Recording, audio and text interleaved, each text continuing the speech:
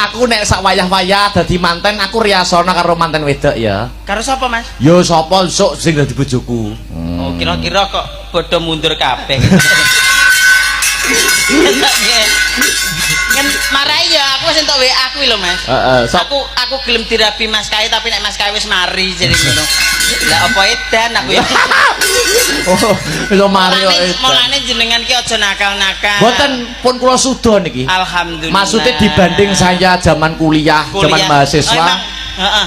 Sekarang wis nakal-nakal dunia hitam pun tak jauh. Enggak, kedepannya lebih baik lagi. Enek tembunge kiai, luwung dadi mantan bajingan timbang dadi mantan kiai. Nah.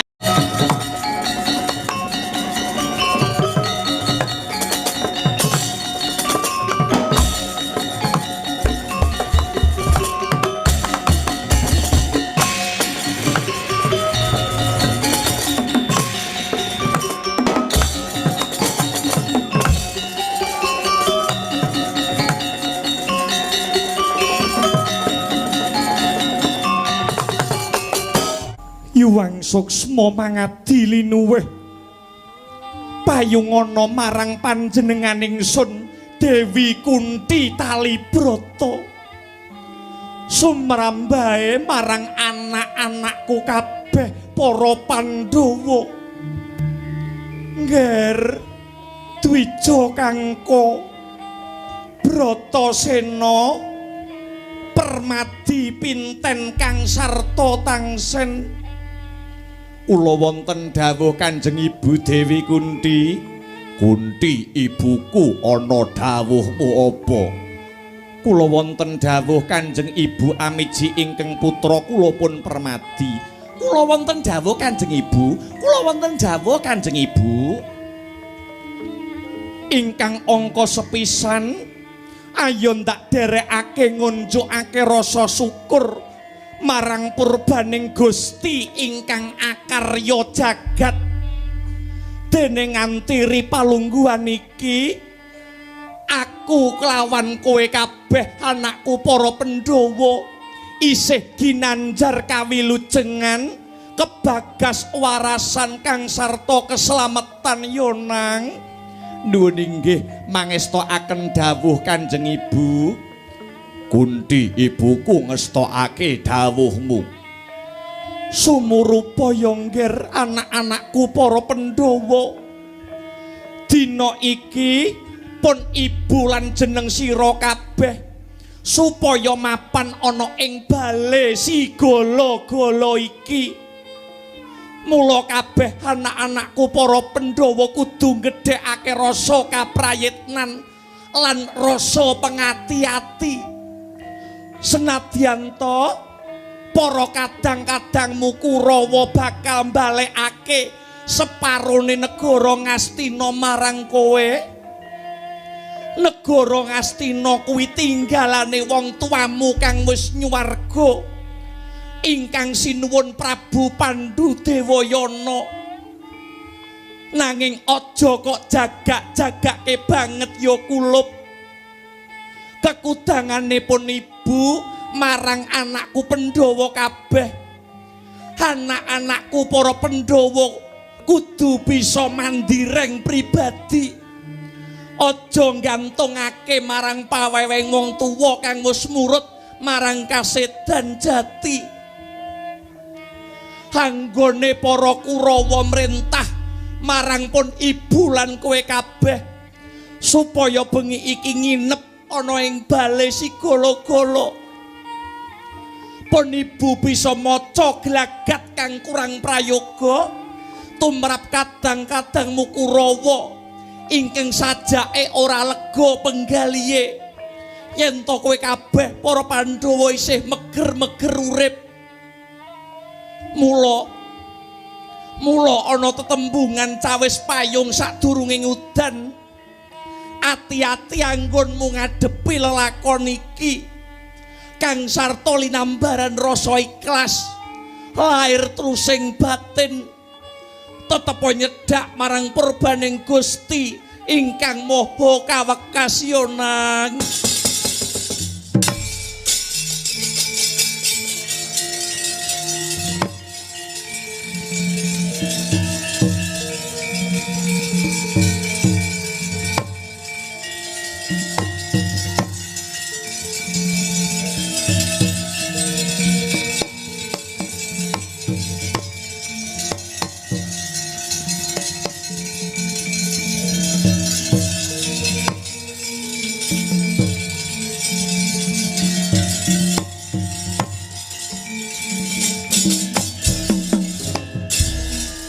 Semareka den prayetna sumurire eko ambalik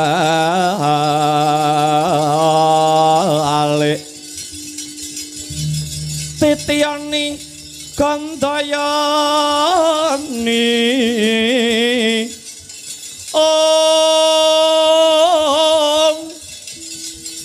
mreng sang ambak ngomaladi tanwandi pinaradi bloko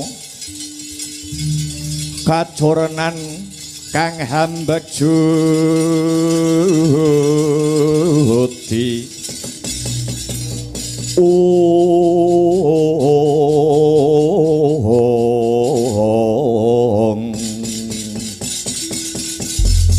Kyai Semar Kyai Semar Badranaya. Ndara kula Raden Bratasena enten napa? Ing ripalungguhan iki para Pandhawa dikongkon karo sedulur-sedulure tuwa. Ya kuwi kadang para Kurawa. Para Pandhawa dikongkon nginep ana ing bale Sigala-gala. Para Pandhawa dijanjeni karo para Kurawa yen to separone negara Ngastina kang dadi tinggalane bapakku Prabu Pandhu Dewayana bakal dibalekake marang para Pandhawa. Nanging atine Bratasena tan prabeda karo penggalihe ibuku Kunti Talibrata. Sajake iki mengko ana lelakon kang kurang prayoga. Sajake para Kurawa ora marem sing dadi rasane lamun nyawang para Pandhawa isih meger-meger urip. Rumangsamu kaya kepiye Kyai Semar? Yen miturut gagasane Kakang Semar Badranaya kepiye? Ngaten nggih Gus. Sedulur-sedulur sampeyan para Kurawa niku dudu wong bodho. Kula ambali melih. Sedulur-sedulur sampeyan para Kurawa niku dudu wong bodho. Sumurupa nggih Raden Bratasena, janjane negaramu kuwi ora kurang wong pinter. Negaramu kuwi ora kurang wong pinter. Ning negaramu kuwi kekurangan wong sing duweni watak jujur. Mangkono Kakang Semar nggih. Kula ngomongaken wonten dasare, kula ngomongaken wonten wewatone. Merga saben-saben pawiyatan pendak taun mesti ngulus-uluske wujute sarjana. Wujute sarjana niku genah pinter sing dadi pamikire, lembah mana sing dadi atine. Nanging beda karo negaramu negara Ngastina. Ewadene saben pawiyatan wis bisa ngluluske para sarjana.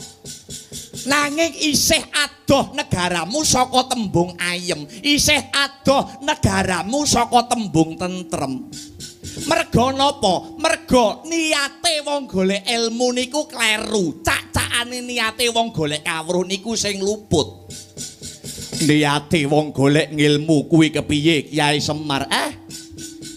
Sampeyan Ndara Bratasena sak para Pandhawane. Sampeyan nek golek ilmu aja nganti duweni niat ben dadi wong pangkat. Sampeyan para Pandhawa anggone golek ilmu aja pisan-pisan duweni niat ben dadi wong sing duweni derajat. Niku kleru, niku luput. Ning niate wong golek ilmu niku kudu bisa ing tembe mburine ilmu kala wau piguna tumraping para bebrayan agung. Niku niate wong golek ilmu sing bener. Kadidene tanduran pari nika. Pari nika saya isi saya ndingkluk. Pari nika saya isi saya ndingkluk. Merga sari patine wong sing duweni kawruh, merga inti sarine wong sing duweni ilmu kuwi, jiwane lembah manah, pikirane wicaksana lan tansah gegem ing tembung sak becik-becike menungsa. Niku menungsa sing tansah piguna tumrap bebrayan agung, Den.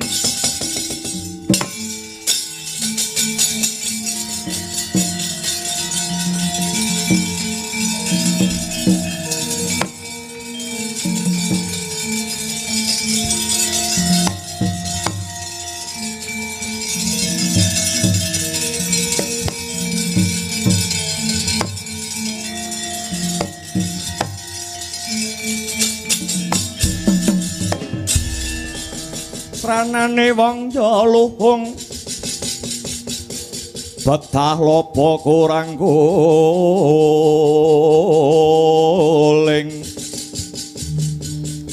elingo salat jatmika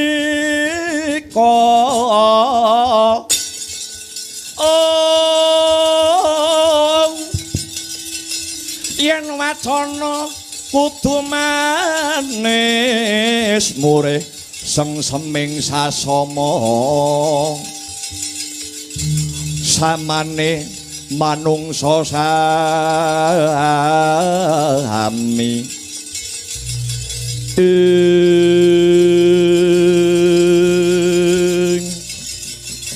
ngaturake agunging panuwun marang Kyai Semar merga awit saka pituduh lan pituturmu Bratasena kaya lumampah ing wanci pangklong kepapak ing obor sewu. Satemah padhang tetrawangan kang dadi rasane Bratasena. Inggih Gus, inggih. Bratasena, Kunti ibuku piye? Lan aku meling yo nang. Aku meling marang kowe Bratasena anakku sing gagah dhewe. Jroning ratri iki, jroning bengi iki, kowe aja nganti turu yo nang. Mbok menawa ana bebaya ingkang tumeka marang sedulur-sedulurmu Pandhawa kabeh. Jeneng sira Bratasena bisa ambudidaya supaya kadang-kadangmu bisa luwar saka bebaya apa wae. Iya Kunti ibuku ngestokake dawuhmu. Lan aku meling marang putraku para Pandhawa kabeh. Sadurunge kowe iki mengko mapan turu. Dwija Kangka Permadi pinten apa dene tansen. Padha nganggo tekad satriya tanah Jawa. Nyenyuwuna kelawan ingkang akarya jagat. Supaya Pandhawa tansah pinayungan rahayu rahayu rahayu nir ing sambikala ya nang.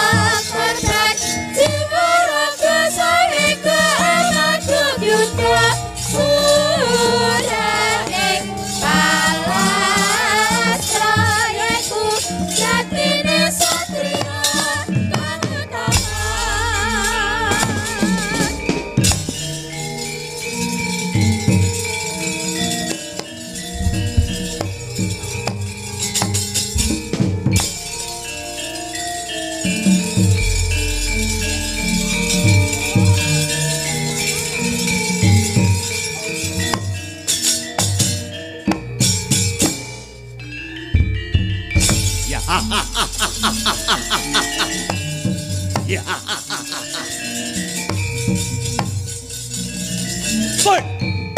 Ah. Apa nyoto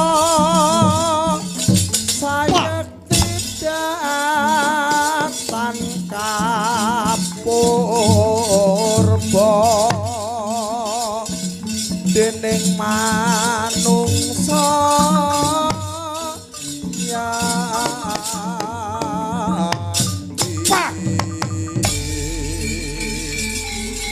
Joko Pitana barepe Kurawa.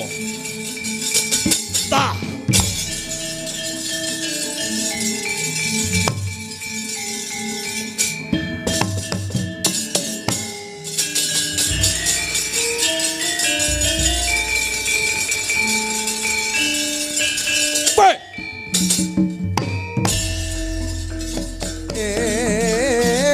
ingkang triprakara godha kalawan bedo kang sarta tekaning pati mungguh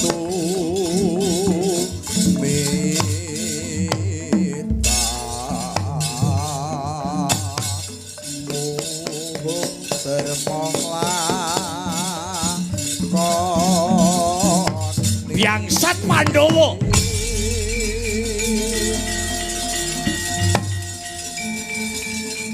Ah! Ah!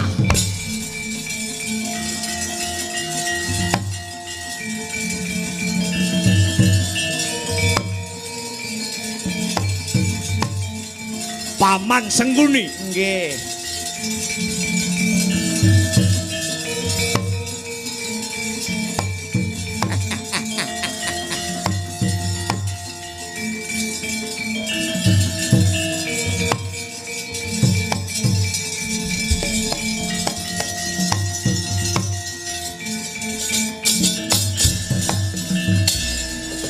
Dadi adara-dara miturut anut sumarah mring Gusti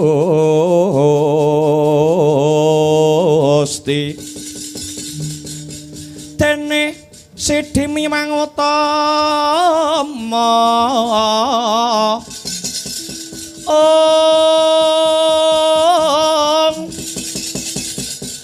panindak ing praja ngadil bejo dadi bandara Arena ban mring pro abdi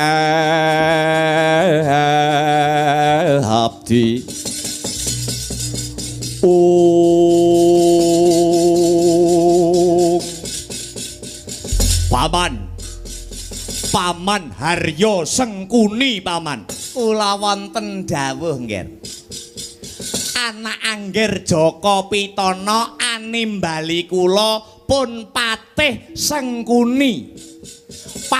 Sengkuni patih sak donya sing paling jujur dhewe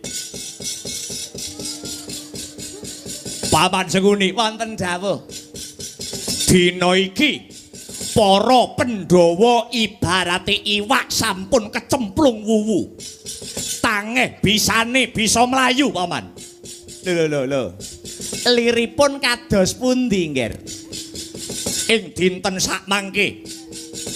dinten sakmangke para Pandhawa sampun mapan wonten ing bale Sigala-gala rancangan menika saged lumampah kanthi mulus badhe kados pundi kemawon paman Joko Pitana barepe Kurawa ora bisa ngrasakake mangan gayer ngombe seger turu angler yen Pandhawa isih meger-meger urip negara Ngastina kudu kula regem dadi duweke para Kurawa paman inggih nggih sampeyan aja kuwatir nek sampeyan badhe ngregem lan nguwasani negara Ngastina, waton ana patih Sengkuni, beres-beres. Kula niku maha pangreka daya. Kok duwe kepinginan apa wae, kok duwe gegayuhan apa wae, pokok men enek Sengkuni niku bakale bisa berhasil, bakale mening seklining. Makaten paman, nggih. Napa sing sampeyan pengin ki napa? Kula kepengin Pandhawa mati paman. Nggih, gampil niku nggih, gampil. Bale si gala-gala. Papan sing digawe turu karo para Pandhawa niku sing rancang patih Sengkuni. Kula damel saking kayu-kayu ingkang sampun gapuk. Sing sipate kayu kala wau gampang kobong. Mangke nek sampun tengah wengi, para Pandhawa sampun turu kepati. Bale si gala-gala dipun obong, Pandhawa bakale mati kobong ana sajroning bale si gala-gala menika nggih. Wah. Matur nuwun mawon, matur nuwun.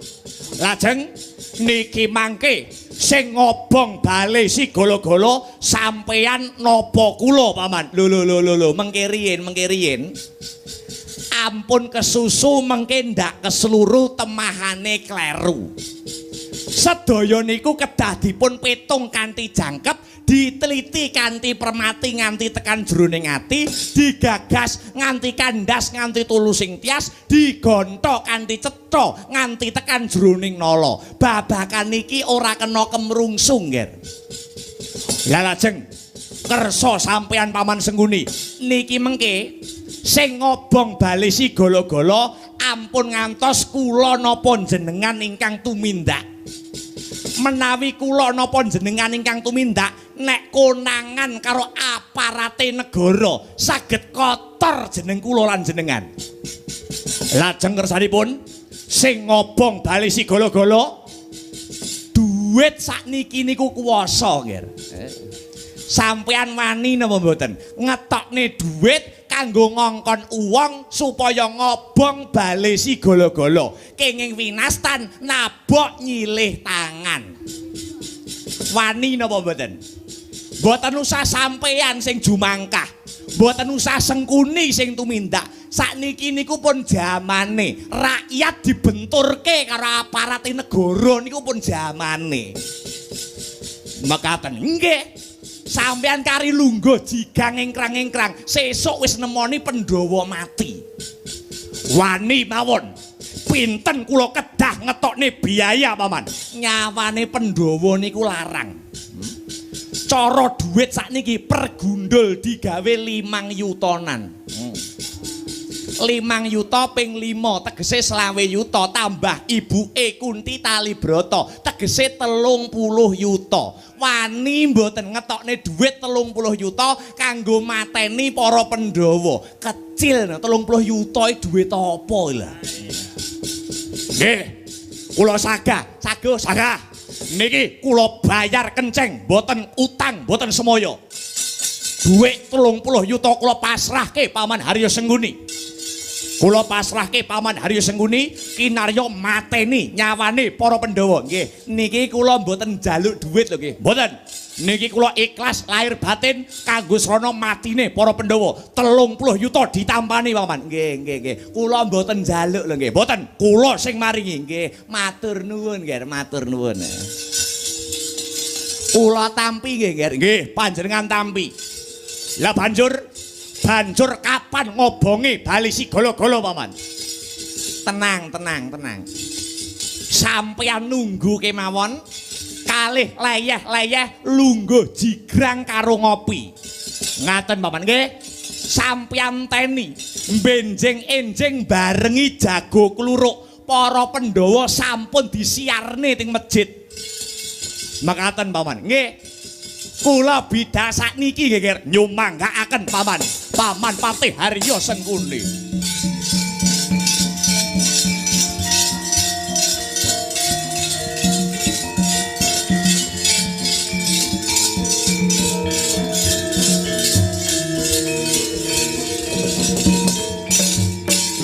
Ya Pandhawa sida mati. Yen Pandhawa mati, Ngastina dadi duweke para Kurawa. Jaka Pitana sing ngratoni negara Ngastina. Wong penak irak kaya Patih Sengguni. Modal abab wis entuk 30 yuta. Kari golek pembunuh bayaran iki. Kari golek pembunuh bayaran kanggo nyirnake para Pandhawa ing Ripalungguhan iki.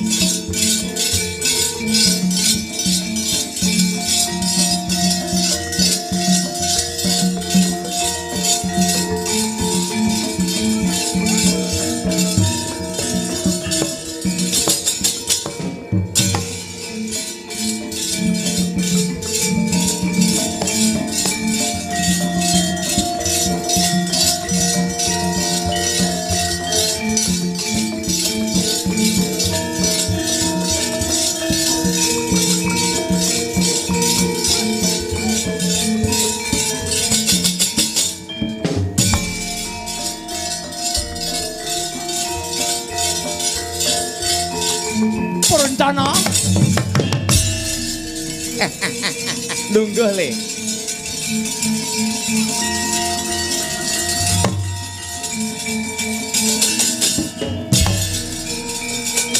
Wah.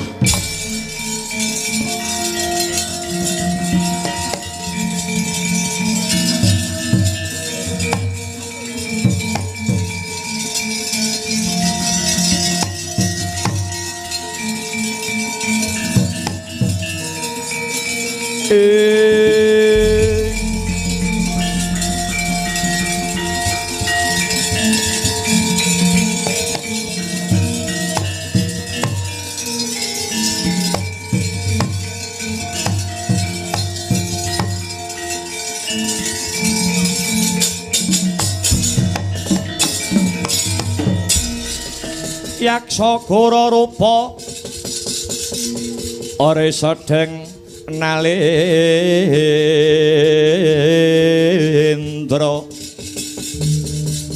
Yaksa alaku kang malwal yengkang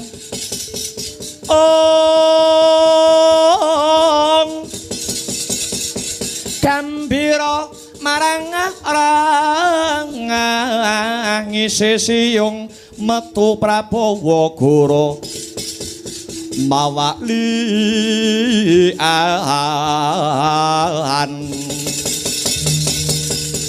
Ditya Durbala Arasa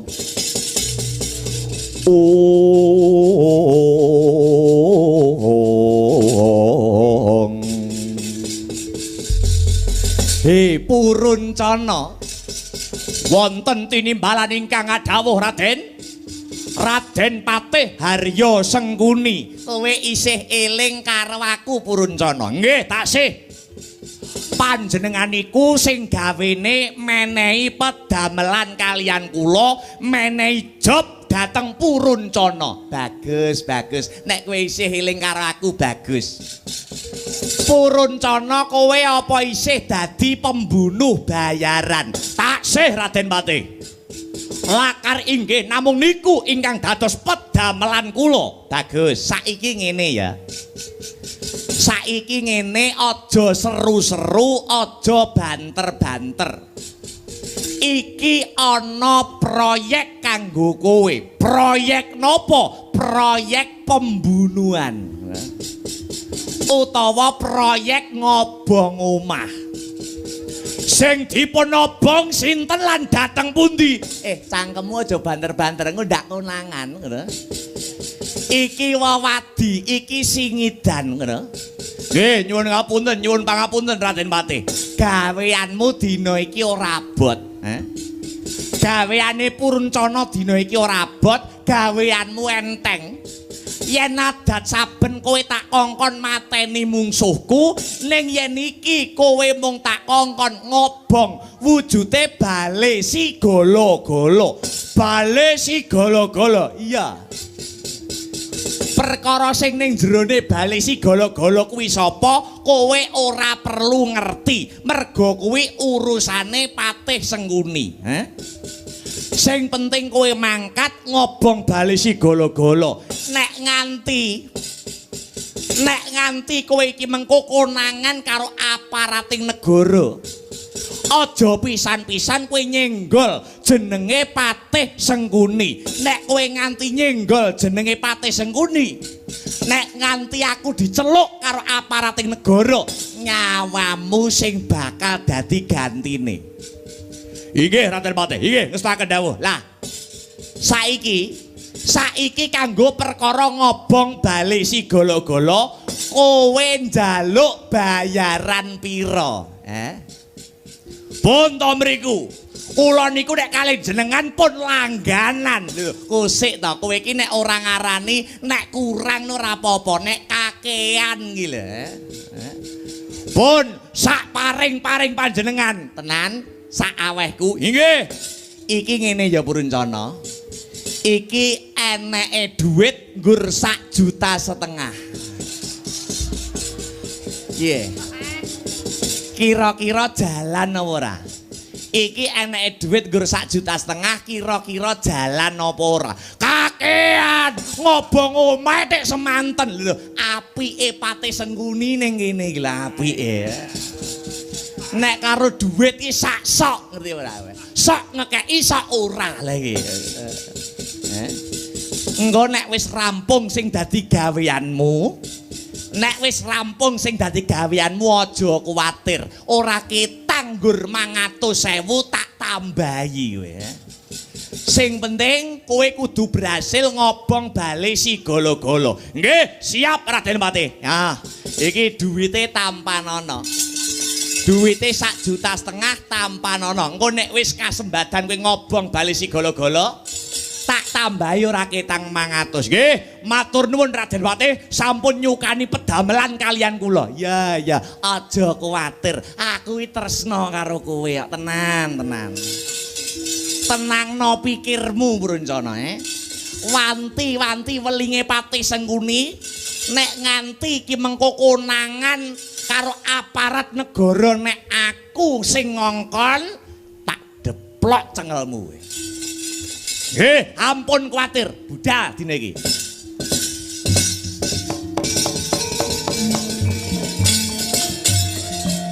Kadangmu padha warantena becik. Besok amendem Paris.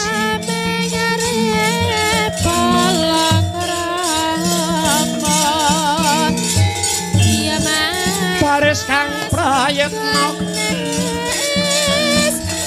Iwa saranta wong ing Warawati.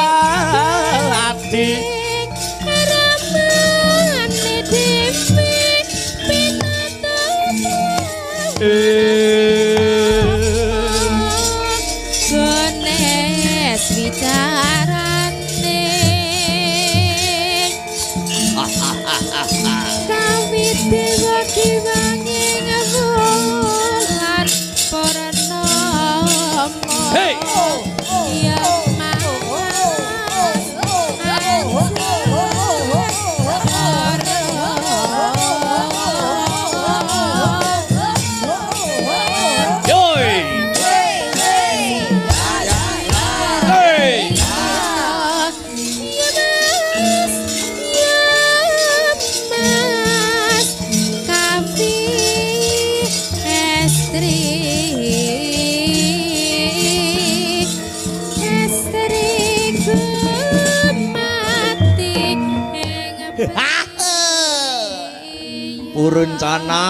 Puruncana, wong kok gobloke ra iram. Diapusi Patih Sengkuni kok ya gelem.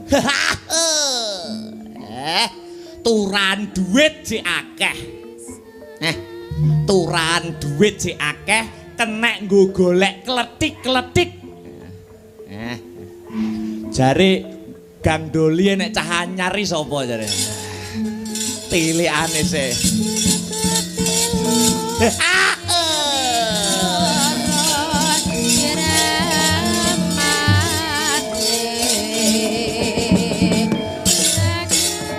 Pancen Sengkuni ki patih paling becik dhewe sak donya. Nggur ngobong omahe bayaranku 1,5 juta. Matur nuwun Patih Sengkuni, matur nuwun. Kasembadan ngobong omah entuk tambahan duit 500.000.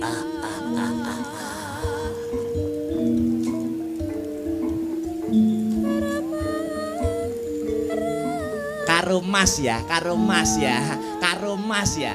Mboten purun, ayo ta karo Mas. Aku ki patih lho. Pira wis? 200 mboten. Sakniki napa-napa pun mundhak. Mosok 200 emoh. Mboten, sakniki napa-napa pun mundhak. Barang rakulaan lho. Ayo karo Patih Sengkuni ya. Engko tak nggo langganan. Wis ta? Wis, gelem apa ora? Nggih pun monggo. Lah ngono lho. Kuwi barang rakulane kaken cerewet.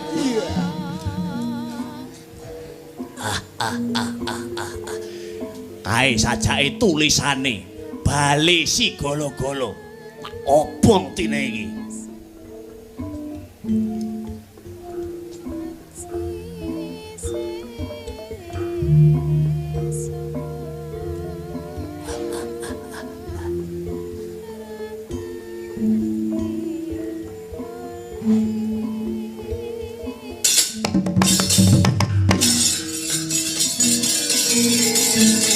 Iki sajake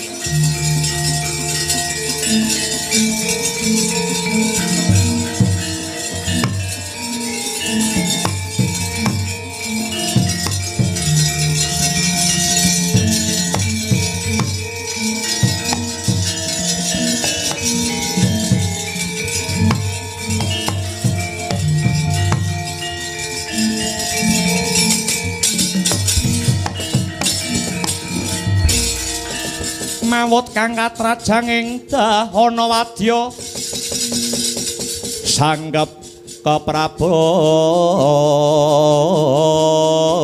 prang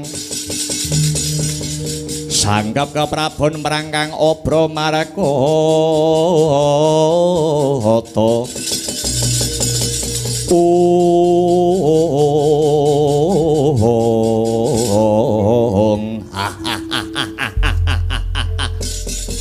iki wangune sing diarani Bali si golo-golo.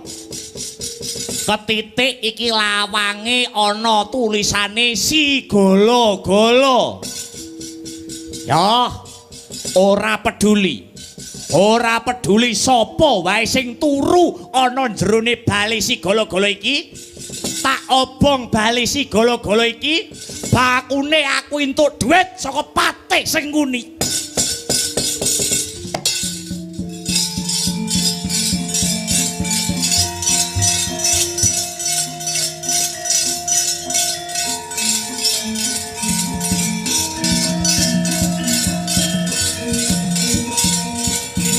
Putrat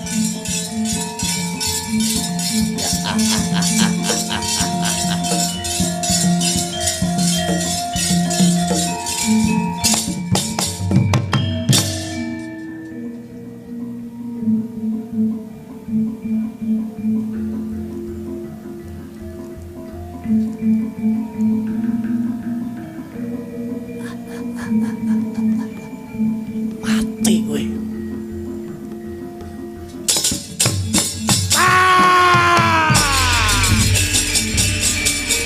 Wongko kowe.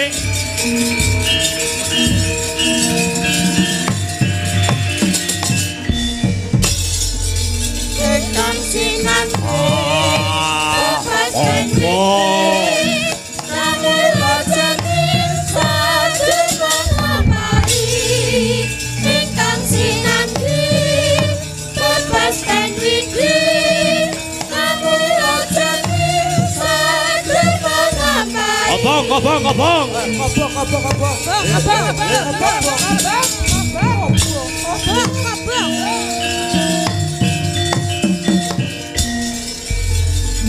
Ingkang sinambi bebaskan widi Namun Tangi baline kobong. Mari Ingkang sinambi bebaskan widi Namun rojani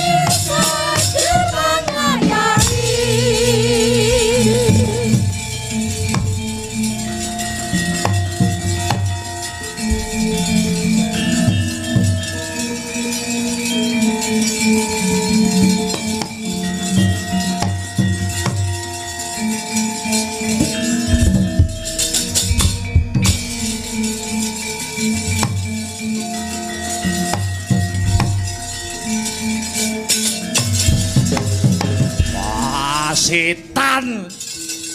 Sopo sing tegel tega mentala ngobong wujuding bale sigala-gala. Bratasena slametna dulur-dulurmu Pandhawa kabeh. Aku ibumu Kunti tali brata culna ning kene wae ya nang. Sing baku dulurmu kabeh padha slamet. Ibumu ben mati kobong ana kene. Bratasena aku dwija kangka kakangmu Yayi. Tulungana ibumu ya Yayi. Tulungana ibu Kunti tali brata. Pun kakang wae sing dadi anak mbarep tinggalan ana ing kene. Kareben aku mati dilalap geni mapan ana ing bale sigala-gala. Wah, aja padha guneman sing ora-ora. Jambakan rambutku sing kenceng tak lumpatane geni iki.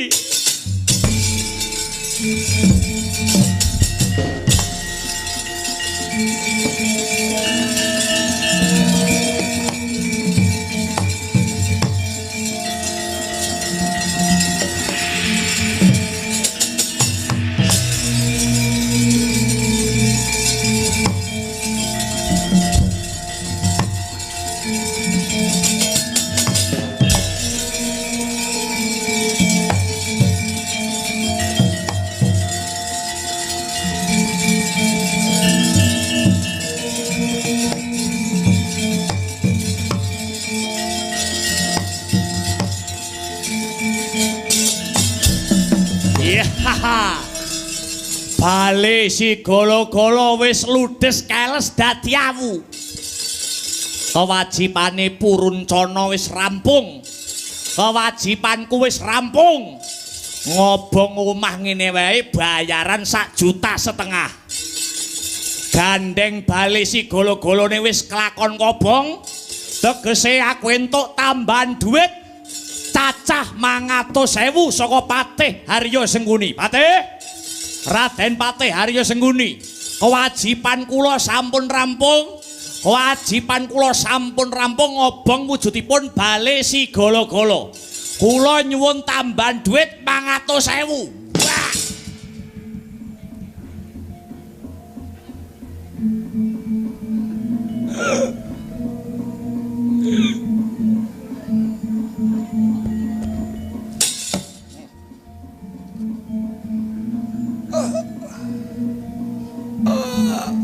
Patih licik kowe, licik yo ben. Patih julik yo ben. Cok.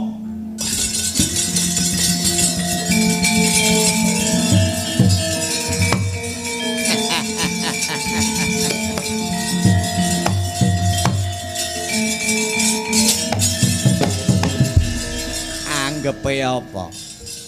Iki engko nek ora dipateni cangkeme lampor tekan ndi-ndi. Mesti bocor nek sing ngongkon Patih Harya Sengguni. Tak pateni ora bakal bocor perkara iki, Ndi kene duitmu 1,5 juta kene.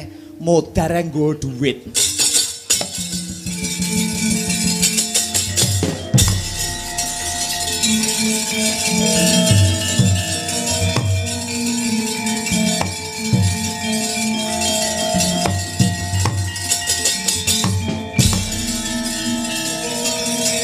Sewaka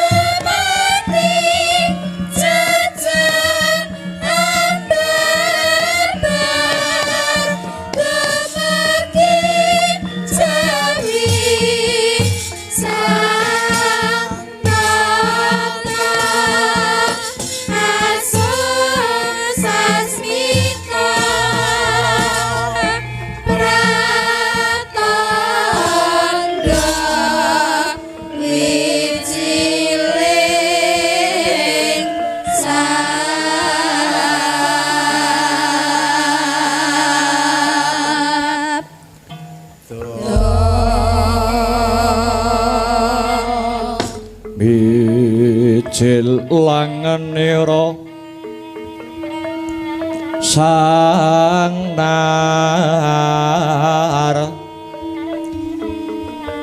pati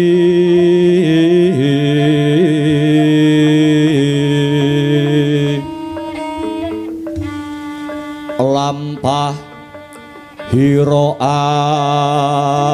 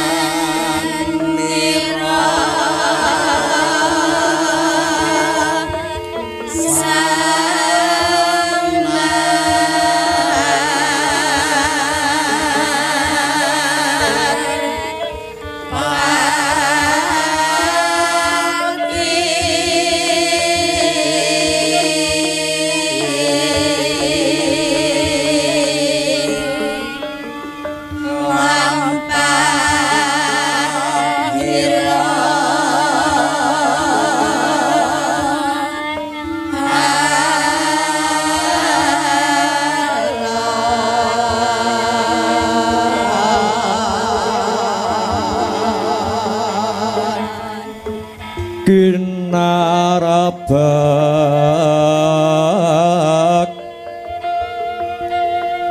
badaya yuwarna nira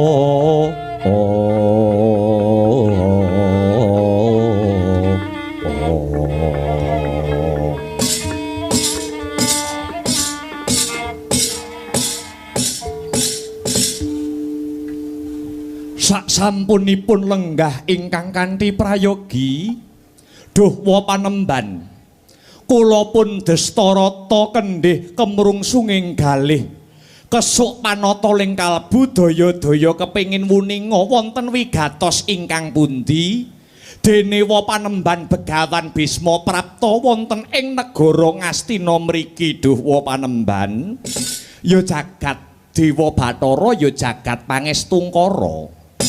Iya ngger Destarata praptanipun wa ing Talkanda mapan ana ing negara Ngastina kene kang angka sepisan tilik kayuwanane brayat agung ingkang mapan ana ing negara Ngastina kene. Muji syukur ana ngersaning Gusti ingkang Maha Luhur dene kabeh pinaringan karaharjan keslametan kang sarta kebagas warasan. Lah ndungkap angka loro Pun wong ngaturake alam oneng, alam kuwi tembung lawas, oneng kuwi tegese kangen. Awit wis sawetara candra suwene ora wawan pangandikan kanthi pratitis marang jeneng sira Destarata kelawan putu-putuku Kurawa kabeh. Tah, ndungkap angka 3. Pun wa bakal nyatakake pawarta. Awit miturut kembang rawat-rawat ujare Mbok Bakul ingkang sinambiwara, pawarta ingkang binandunging karna. Aku krungu pekabaran yen to durung suwe iki negara Ngastina nganakake wisudan ratu anyar. Tah, sapa sing diwisuda dadi ratu ana Ngastina? Ora ana liya kejaba putramu mbarep Kurawa si Kurupati ya si Jaka Pitana. Kabar iki kabar sing bener apa kabar sing kabur tegese luput mara gage aku weneh ana katerangan Destarata. Nggih. Kaluhuran dawuhipun Jengandika wa Panembahan Bisma bilih dereng genep sepasar negara Ngastina ngawontenaken wisudan ratu anyar. Nuwun inggih anak kula pun Jaka Pitana ingkang jumeneng ratu mapan wonten ing praja Ngastina. Alah-dalah. Dadi kabar kabeh kuwi mau kabar sing bener. Lakar kaluhuran kados mekaten dawa Panembahan. Kusik. Kaya winalik sing dadi rasaku Destarata. Nek miturut aturane negara, yen to Sudarma Seda putra sang sing Gumantinata, tegese yen bapake wis ora ana, anake sing menang dadi ratu. Lan ngrenggani kalenggahane kang wis murut ana kasedan jati, asmane kang wis jinempana ing angin, cinandhi ing awiyat. Mongko Destarata, mongko sejarah kang ana. Negara Ngastina iki sadurunge Jaka Pitana dadi ratu mapan ana kene, adimu Pandhu Dewayana sing dadi ratu. Nanging ya mung merga kesiku dening Begawan Kimindama duk nalika semana, mula Prabu Pandhu ora dawa uripe, Pandhu mati enom. Lah, yen to nyatane sing dadi ratu kuwi Pandhu, Pandhu kuwi wis seda. Kudune sing dadi ratu mapan ana ing negara Ngastina kuwi dudu si Jaka Pitana, nanging anake Pandhu Dewayana ya kuwi para Pandhawa. Nah, bab iki sing ndadekake pun wa kepengin ngerti, pun wa kepengin weruh, pun wa kepengin sumurup. Aku kepengin ngerti dasarmu apa, wewatonmu apa. Kowe dititipi negara karo adimu, ya kuwi Pandhu Dewayana karo ngenteni dewasane para Pandhawa. Sing menang ngrenggani negara Ngastina iki ora ana liya, ya mung si para Pandhawa. Lah kok iki kowe wis nemtokake pilihan si Jaka Pitana sing mbok dadekke ratu, mbarepe Kurawa sing kok dadekke ratu. Dasarmu apa, wewatonmu apa? Destarata.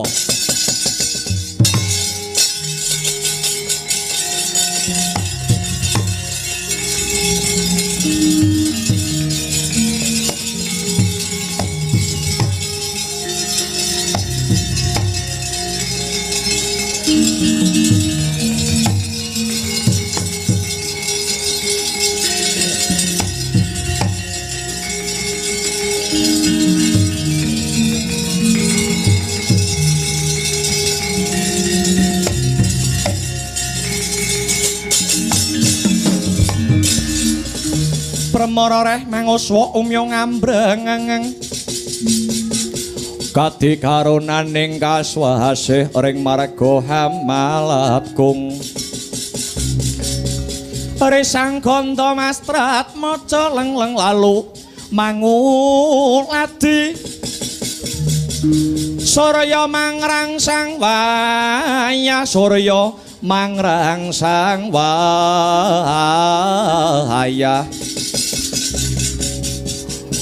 umyus amara mayanto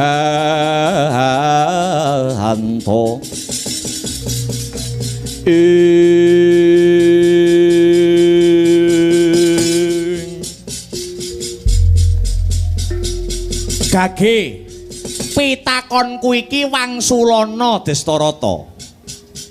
Kurawa utamane Jaka Pitana ora duweni hak wewenang tumrap negara Ngastina tinggalane Pandhu Dewayana. Lah kok ndok dadekke ratu kuwi dasarmu saka ngendi Destarata? Waduh. Waleh-waleh menapa duh Panembahan? Sewu lepat pangaksaminipun tartamtu wonten dasar.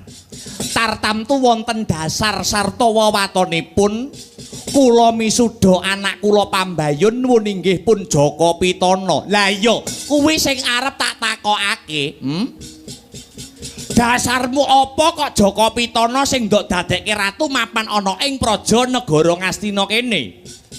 Duh wa Panembahan. Dasar kula sampun telas pengajeng-ajeng kula tumrap para Pandhawa ingkang sampun sirna utawi tumekeng lalis nalika jaman lelakon Bale Sigala-gala. Lugunipun para Pandhawa badhe dipun paringi kamukten negara Ngastina.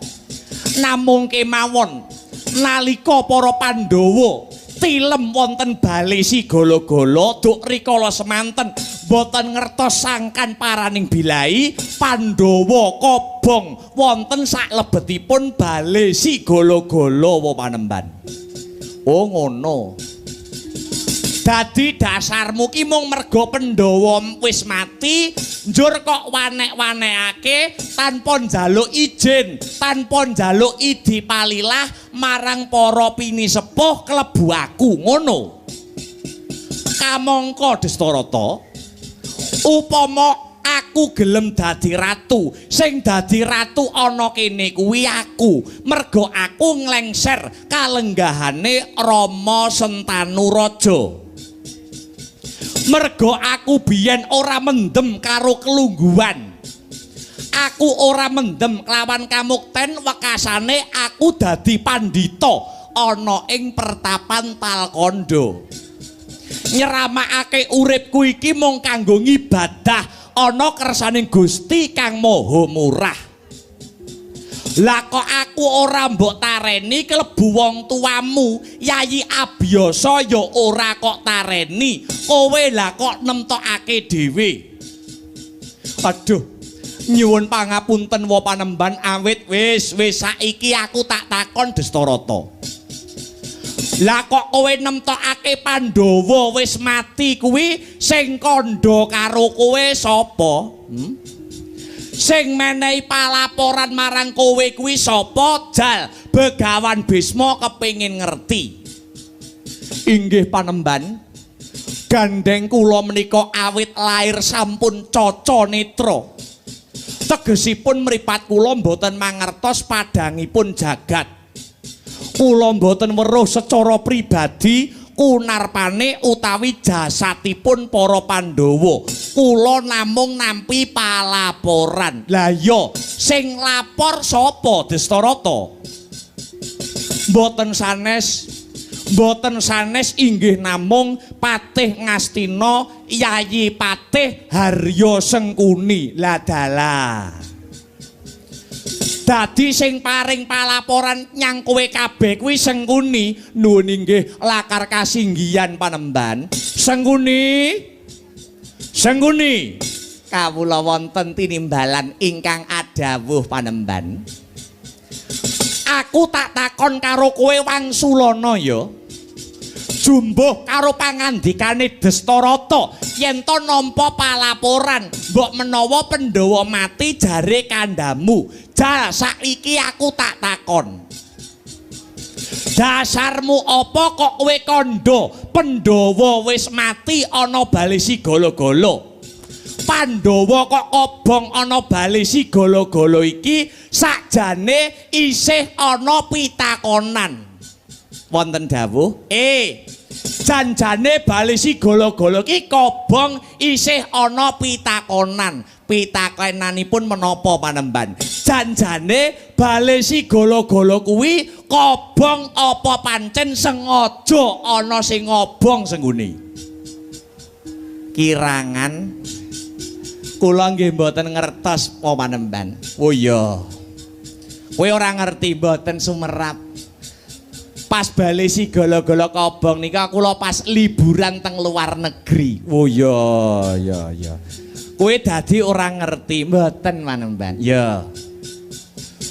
Lah kok kowe banjur kandha menyang Dastarata yen Pandhawa iki mati, dasarmu apa? Nggih, dasar kula nuwun inggih.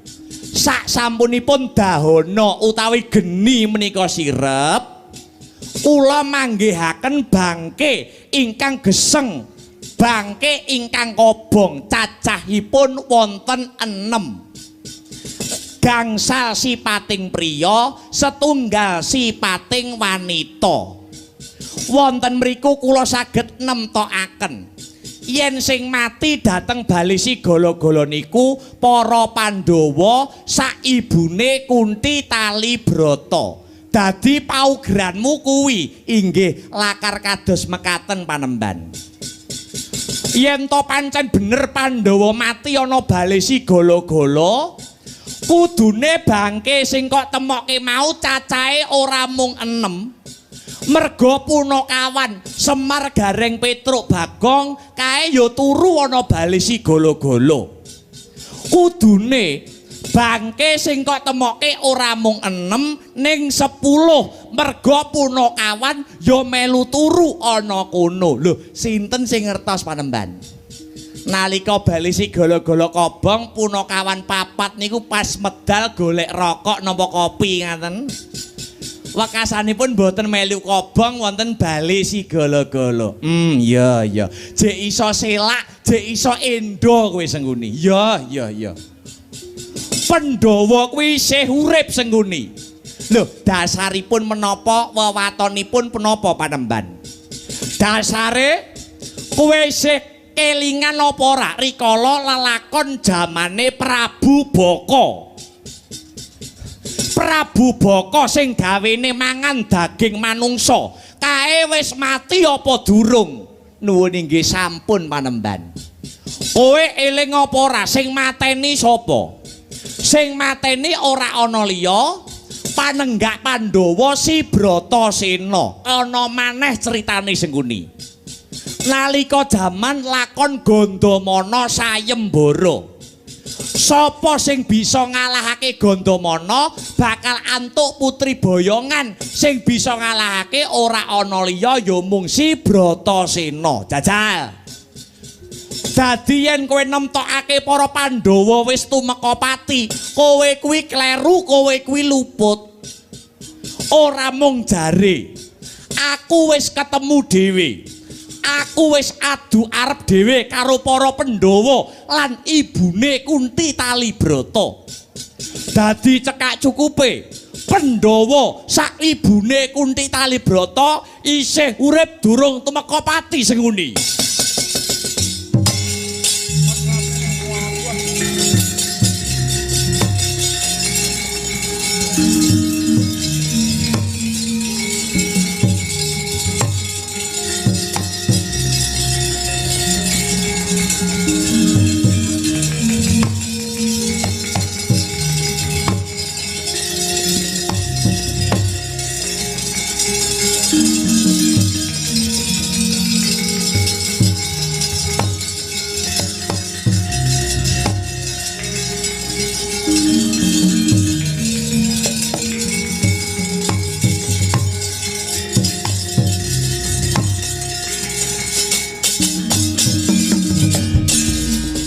Leng-lenging driya mangu-mangu mangun kung kanduhan rimang lir-lena tanpa kahanin ing lir lena tanpa kanin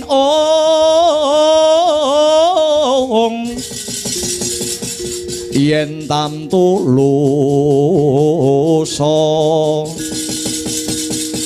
yen tam tulusa mengko sang dyah utama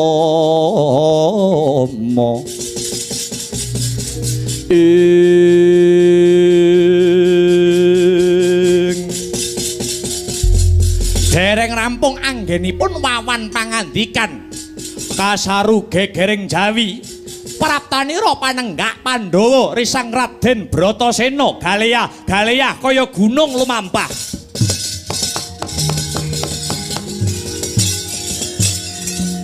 caritaning satriya linuwe kang mardi mring kautaman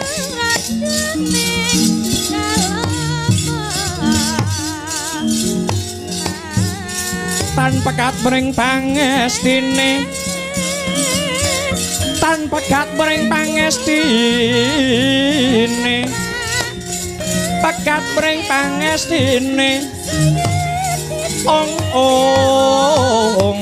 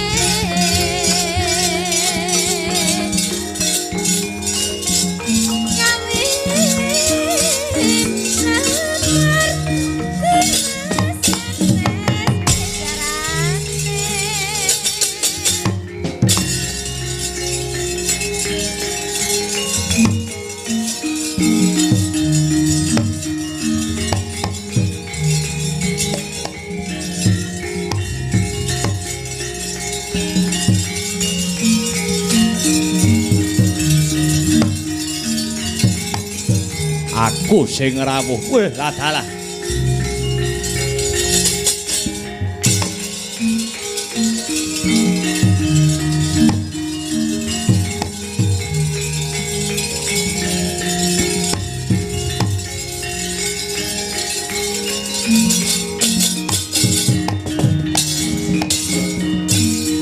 iku saknyatane Hujan seret winangun Mekermana luri Ring neton muni Ring nangga kerangan Merasakan miarsi Angrek sesibenan Keplak kepinjalan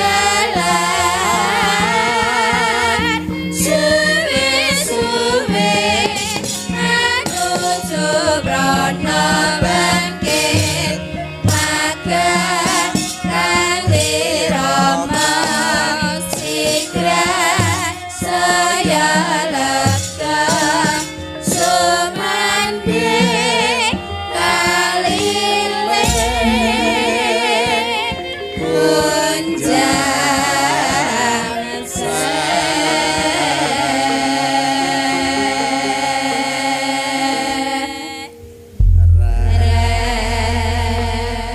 Hanjarah kang puspita harum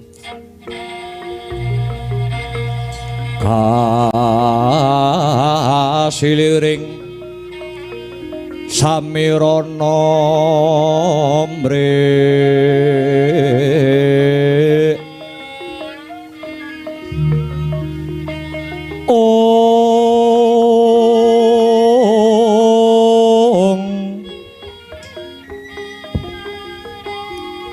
sekar kadung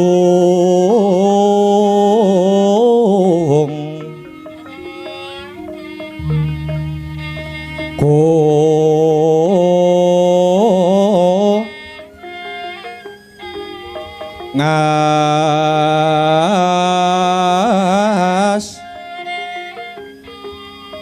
gandanya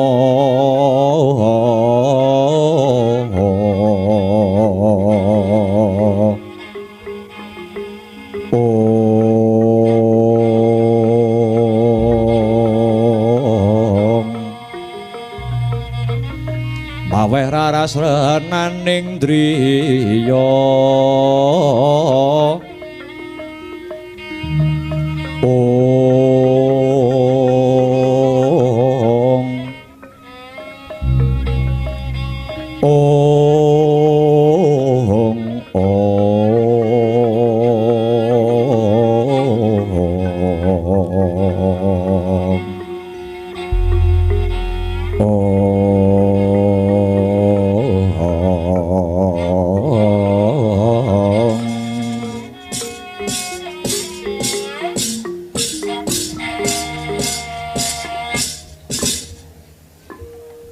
ya jagat Dewa Bathara ya jagat Pramudita. Wah sing dirasani bocahe wis teka. Nyuwun sewu panemban, punika sinten ingkang rawuh? Jalaran kula menika Caca Netra, jalaran kula menika mboten sumerap. Wis jajal yen kaya ngene iki kowe jajal percaya karo Patih Sengkuni. Sengkuni iki ngendi ngenggon ngendi papan kulino apus-apus. Ora desa, ora kecamatan, munggahe kabupaten. Kok angger enek Sengkunine mesti ora iso ayem. Leripun kados pundi wa panemban? Ing sekawit kowe percaya kelawan ucape Patih Harya Sengkuni. Yen to Pandhawa wis mati ana ing bale Sigala-gala, kuwi kabar sing goroh, kuwi kabar kang rineka daya dening Patih Harya Sengkuni. Nyatane sak mengko, nadyan to kowe ora bisa nyawang, kowe isih iso ngrungokake swarane. Jare Pandhawa wis mati, gila. Ning ngarepmu ana panenggak Pandhawa, si Bratasena wis teka rene. Aduh, mati aku.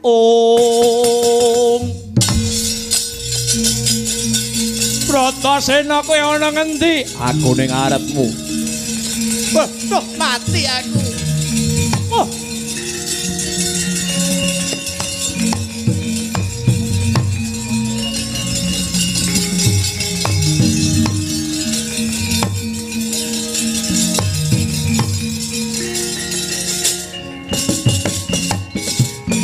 Jagat Dewa Bathara, ya jagat Pangestungkara.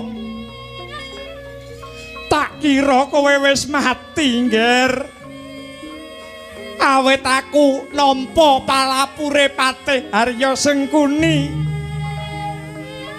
Pandhawa jare wis mati. Aku rumangsa kedosan karo wong tuamu, Nang. Aku rumangsa kedosan karo Prabu Pandhu Dewayana kang wis nyuwarga. Nanging bareng kowe ana ngarepe Punwa, bungah rasaning atiku, aku seneng, aku bombong merga Pandhawa isih jangkep urip. Pangestumu Pandhawa isa luar saka bebaya geni kang mapan ana bale sigala-gala. Oh dewa, dewa. Yen pancen kaya mangkono, apa sing diucapake Patih Harya Sengkuni kabeh goroh? Apa sing kabeh sing diucapake Patih Sengkuni kabeh ngapusi? Sengkuni, kowe ning ndi Sengkuni? Kula teng mriki Panembahan. Dredeg kowe. Iya. Lekno mripatmu iki sawangen. Bratasena isih meger-meger urip. Pandhawa isih jangkep 5, Kunti ya isih pinaringan panjang yuswa. Kowe ngapusi karo aku Sengkuni, Sengkuni bosok cangkemmu Sengkuni. Bangeten kowe. Mongko negara Ngastina wis kadung ndak wenehke anakku si Jaka Pitana. Destarata, lungguh kang prayoga, sabar luwih dhisik Destarata. Mati aku.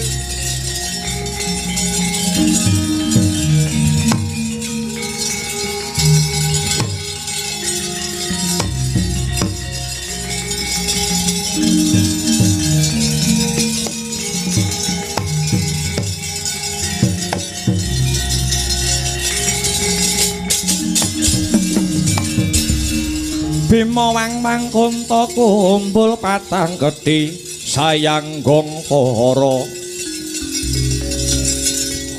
gadanira mubat mahabit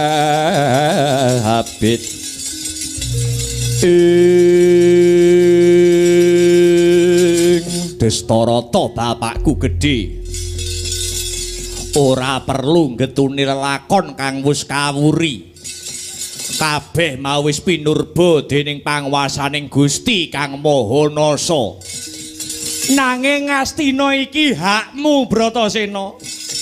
Ngastina iki hake para Pandhawa.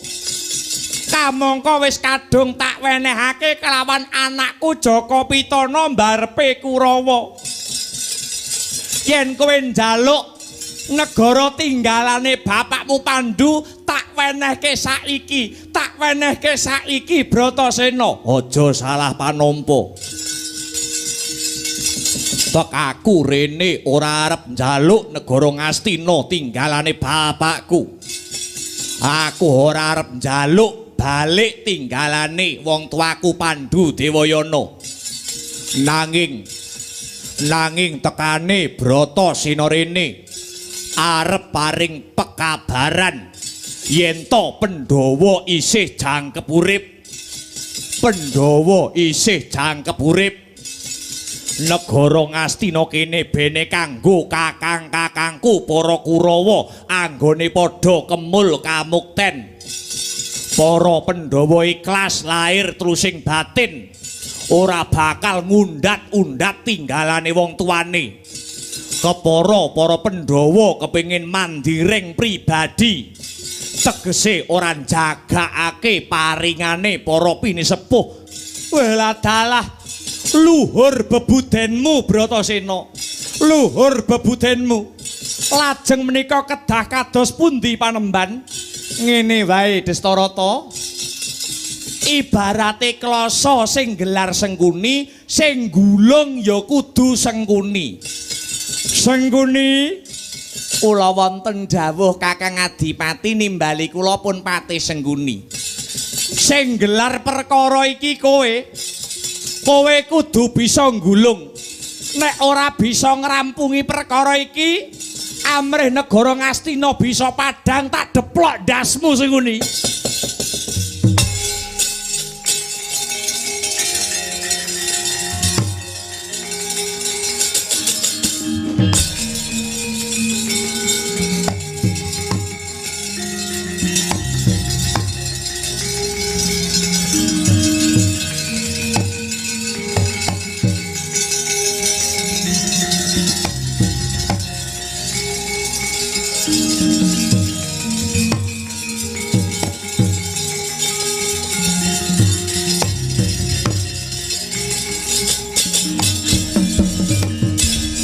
Sembah nuwun awit wanci saha sasana ingkang dipun paringaken dhateng kula Patih Harya Sengguni. Ingkang kula hormati Kakang Dipati, Panemban Bisma ingkang kula pundi-pundi, anak Angger Jaka Pitana ingkang saklangkung kula tresnani. Ngudar gagasan supados negara Ngastina mriki mboten ruwet. Ngaten nggih ngaten. Sakmenika niku ibarate sega pun dadi bubur, kula baleni. Sega pun dadi bubur. Ngastina sampun diwengku dening anak Angger Jaka Pitana. Lah kagem liru utawi kagem ijol Pandhawa langkung prayogi dipun paringi bumi mrentani utawi alas ingkang sinebut Wanamarta. Wanamarta kinen mbabati para Pandhawa gawe negara, mbangun negara sing indah, mbangun negara sing apik. Sengkuni duwe dasar, kenang apa kok Pandhawa kudu diijoli wujude alas sing jenenge Wanamarta. Amargi nyuwun sewu, negara Ngastina, negara Ngastina riyin nalika dicepeng kalian wong tuane Pandhawa, nuwun inggih sinuwun Prabu Pandu. Ngastina niki negara sing jek melarat, negara sing isih miskin. Lah bareng dicekel karo anak Angger Jaka Pitana, senadyan lagi mung sedhela, wis ketok sing dadi kemajuane. Wis katon sing dadi kemajuane negara Ngastina mriki mila. Eman-eman ning Ngastina kok nganti diwulungke glundung semprong nyang para Pandhawa. Langkung prayogi para Pandhawa diijoli. Nuwun inggih wujudipun alas ingkang sinebut Wanamarta utawi bumi mrentani. Pun niku usul kula. Pripun niki Panemban? Gumantung kowe, Bratasena. Kowe gelem apa ora diijoli bumi mrentani utawa Wanamarta? Ya, aku gelem.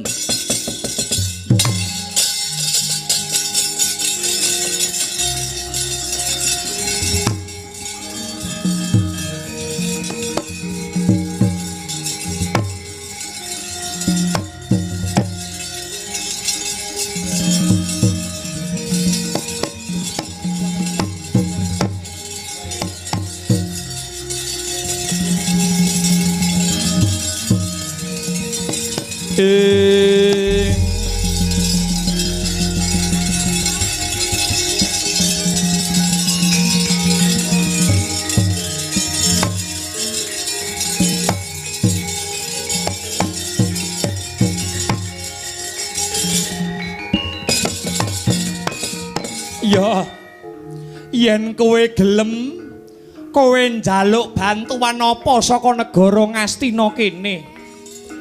Apa kowe njaluk bantuan Wadyabala? Mengko Wadyabala saanane dikerahke kanggo mbantu Pandhawa anggone mbabati alas. Apa kowe njaluk bantuan Prebeya utawa Ragat? Mengko kareben bondo Ngastina. Bondo Ngastina kene dikuras kanggo ngragati Pandhawa anggone bakal bangun negara Bratasena. Aku ora njaluk bantuan Wadyabala apa maneh bondo donya. Sing tak jaluk mung pangestune para pinisepuh. Muga-muga saka donga lan pangestumu bisa sembada ingkang jinangka dening para Pandhawa. Ora usah dadak kesuwen.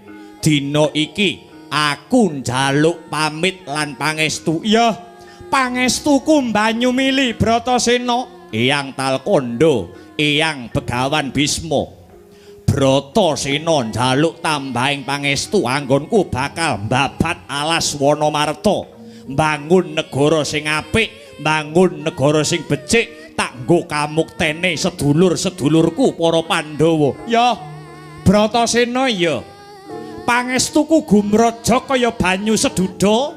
Muga-muga Sembada ingkang jinangka, rahayu ingkang tinemu Basuki ingkang kaesti, gagah ingkang jinangkah Bratasena, gandanya Sekar Gadung.